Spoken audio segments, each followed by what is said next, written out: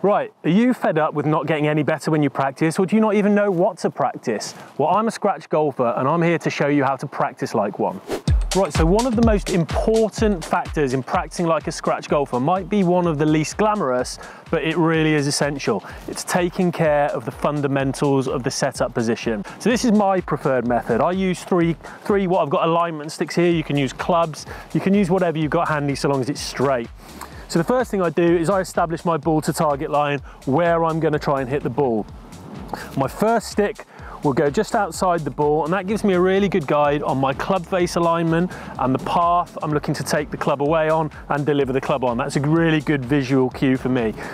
The next one I put down is dead parallel to that, and that's for my toe line. So that's to ensure my toes, my knees, my hips and my shoulders are all lined up parallel to that ball to target line. And that's really essential for consistent ball striking and consistent dispersion. The final one I always put down, I put perpendicular to that over the top of my toe line stick, and this gives me a really good guide on the ball position, where I need to have that ball in relation to my feet in the stance to produce the shots that I want to produce. And that varies from club to club, as we know, but this is a really good recalibration tool in order to help you set up the same way every single time. And a lot of swing faults can be traced back to having something like this wrong. For example, if that was my ball to target line and my alignment got out and I was aiming a long way right, that's when you start to see people throwing the club over the top. And that's not necessarily a move that's come from a fault in their swing. That could simply be an alignment issue, forcing your body to react and put it back in the right position. There's countless other compensations that you might have to make if you get one of those simple things wrong. Again, a ball position issue. If it's too far back, you might find people start leaning back to try and scoop the ball up because they can't get the ball high enough and the ball too far back in their stance. So just simply having the setup station when you practice, doesn't have to be for every shot. I tend to use it to sort of calibrate my address position for maybe the first 10 minutes of a practice session, and then I might move on to something else, which I'll show you in a second. But it's absolutely essential to start in the right way, get yourself set up nicely,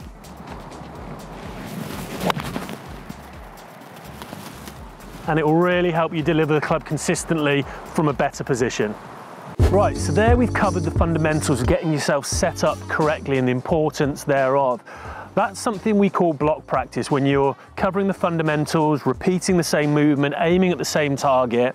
But something else that scratch or better players do when they're practicing is something we call variable practice. We know out on the golf course you never or very rarely get the same shot twice in a row.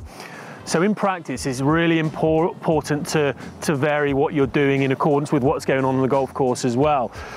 And that would include things like just changing target every now and then. So I think it's really important to pick out different targets. And here on the range at Northamptonshire County Golf Club, we've got an abundance of different targets. We're really fortunate. We've got loads to aim at.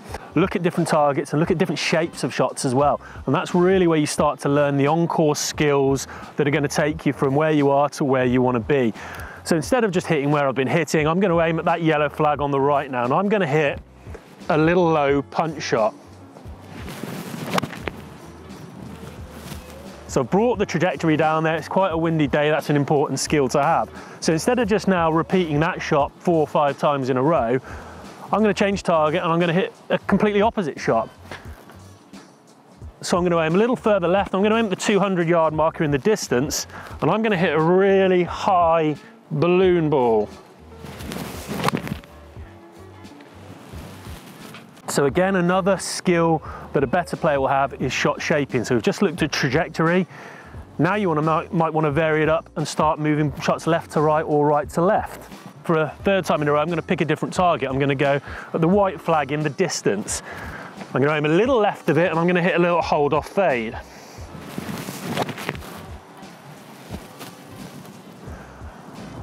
So that's teaching me the importance of varying my path and my club face to create the shape of shot I want. But again, we're not going to stop there.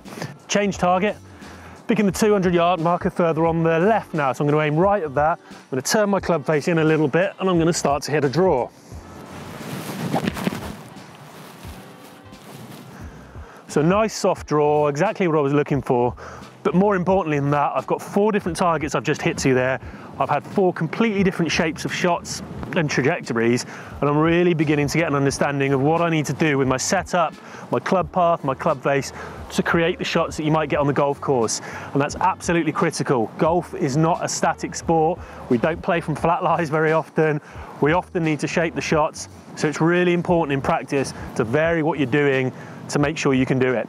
Right, so that's us done at the driving range. We've covered a lot of the long game there and how to practice as a scratch golfer in the long game. But now we're down at Northamptonshire County's beautiful chipping green to discuss the importance of the short game. Any good player will tell you, if you really want to shave strokes off your game and do it quickly, the short game is where to do it. One of the most important parts of the short game, particularly chipping, is being able to land the ball where you want. If you can control your landing area, you can then pick out spots on the green you want to land it in certain slopes, and you'll understand better how it's going to react, and therefore you'll be able to get the ball closer to the hole and save shots doing so. One of my favourite drills that I use to help me control distance and practice learning how to control the distance is what I call the ladder drill. I've got it set up here, and again I'm using my alignment stick, so you'll be seeing these are really crucial tools in the arsenal of the better golfer for practicing. So I've got a basic chip here. I'm not even looking to hit to a hole here. I'm purely controlling my landing area. So I've got a basic 10-yard chip, and I've set out my alignment sticks at increments, and I change these regularly depending on how harsh I want to be on myself, and you can change it depending on your current ability level. But I call it the ladder drill because I start working up the ladder and back down the ladder. I want to land my first one in the first rung, second one in the second rung, and so on, and then work back down. So you're going up and down the ladder, you're tuning in your feel, and you're starting to understand how hard you need to hit it to go certain distances. So the first one, I would want to try and land it in the first little rung there, just about made it into the first rung. And then obviously I want to try and work my way up from there. So generally speaking, I'll vary the lie a bit. I'll have a little look at the second rung, try and hit it a bit harder, and I've managed to land it in the second rung. I continue to work my way up and down that ladder, teaching myself how I'm going to hit it further, how I'm going to hit it softer. Am I hitting it harder? Am I varying the length of my swing? It'll be different for various other people. People have different methods of doing it, but you'll begin to figure out your own way if you continue to work on the ladder drill and work your way up and down that ladder. So that's one way of practicing the short game. But as with the long game, it's really important to vary that practice, because probably even more so around the greens, we very rarely get the same length of shot, the same lie, the same slopes, etc. So it's super important to vary the practice with your short game. One of my favourite ways to do this is I play a little game. I've got 3 golf balls in my hand. I like to throw them randomly around the green. They come into different lies, slightly different lengths of shots. I'll generally play to the same target for a little while, maybe mix it up after 3. But I also bring my putter and I try and finish off those shots. So I have three golf balls in my hand. I do this 6 times to signify 18 holes of golf. If I consider each of these holes a par 2, my goal is to get up and down as many times as I can to stay as close as par as possible, or even with the odd chip in, maybe sneak under par. So the first ball I've arrived at has actually been really fortunate. It's sat up lovely, I've got a really nice lie, so I shouldn't have a problem just going ahead and playing a pretty basic chip shot and popping that up relatively close. Second ball I come to is a different proposition altogether. Nestle down a little bit. It's in an old sort of track mark that the probably the greenkeepers created here, and I've got a little tuft of grass behind the ball. So all of a sudden I need to figure out how this ball might react, and that's one key to better players. Some of the best short game players in the world are simply the best reader of the lie. We hear a lot about reading putts, but people don't often talk about the art of reading the lie and how a ball is going to come out of certain lies it has. So this one here, I know if I just had a normal sort of chipping action, I'm going to catch a lot of this grass behind the ball, and that's going to really affect the ball flight. So what I would generally do here for me is I would put the ball a little bit further back and get a little bit steeper and try and pop it out a little bit. That's come out really, really soft. So that's really important that you figure out that goes in the bank, and you figure out that for next time that you need to give that a little bit more oomph. Moving across to the third ball, I'd say this is somewhere between the other two. It's not lying fantastic, but it's not as problematic as in the track mark over there. So probably put a little bit more weight forward, and because I now know how sticky and probably grabby this rough is, I'm going to give this a little bit more oomph. And that's come out a lot better. Still not quite made it to where I wanted to go, but again, it's feeding the computer. So what I would do now, grab my putter, and I would go up and try and finish all those off in the fewest amount of strokes I can. Repeat that 6 times, and I've got my 18 holes. You can then quantify that, you can keep a record of that, you can keep your best scores, and you've got something to beat against there, so your practice becomes measurable as well. You can start to see you're getting better. Not only are you learning through variance, you're learning through keeping the records and figuring out as you're going along.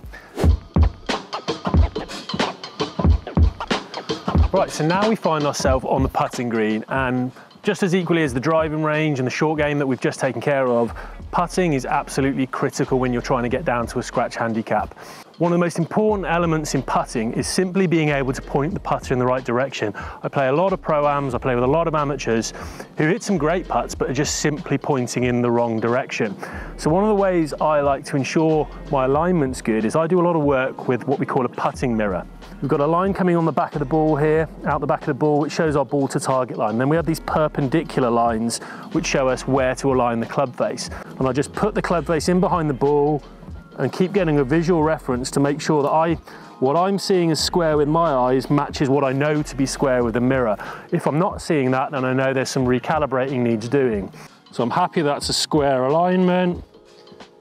It's a relatively straight putt. There's a little bit of break on it to the left. So you can counter that with a little bit more pace.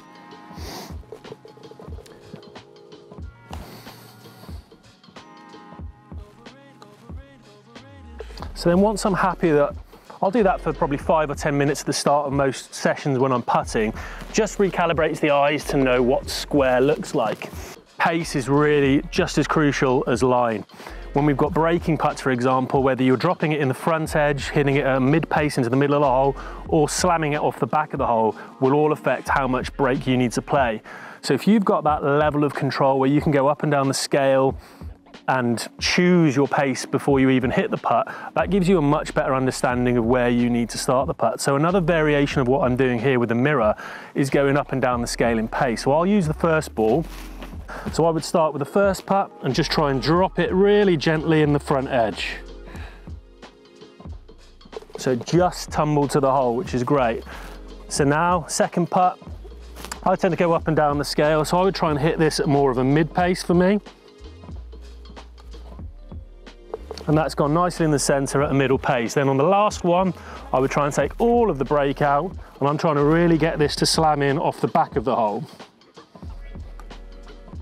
Pulled that a little bit, but it had the pace that took it about 2 foot past. So then once I've done that, I would work back down the scale. I'd probably then go mid, front edge, back up the scale, and then vary it a little bit. So once you really delve into the finer points of control in the pace, you can really start to select your breaks, and that's really important in holing more putts.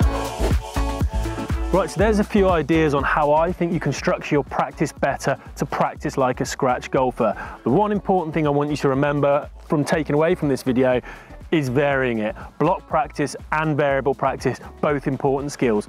Don't just stand there banging the same shot on the range, vary it up. Vary it up around the chipping green with your lies as well, and that is how to speed up the process of getting down to scratch.